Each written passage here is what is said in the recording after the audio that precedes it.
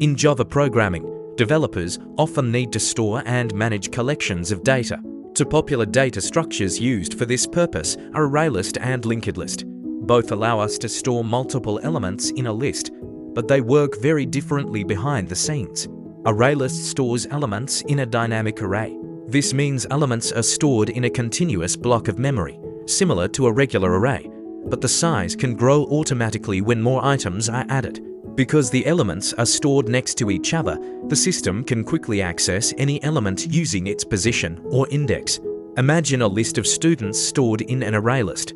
If you want to find the second student in the list, the program can directly jump to that position instantly. However, if we insert a new element in the middle of the list, other elements must shift to make space, which takes extra time. LinkedList works in a completely different way. Instead of storing elements in a continuous array, it stores them in nodes. Each node contains the data and a reference pointing to the next node in the list. Think of it like a chain where each link connects to the next one. Imagine a train where each carriage is connected to the next carriage. If you want to insert a new carriage, you simply adjust the connections between the carriages. This makes inserting or removing elements faster compared to ArrayList. However, finding a specific element takes longer because the system must move from one node to the next until it reaches the desired element. The biggest difference between ArrayList and LinkedList is how the data is stored and accessed.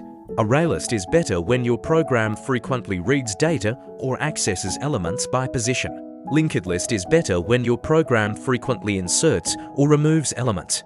A simple rule many developers remember is this: ArrayList is best for fast access.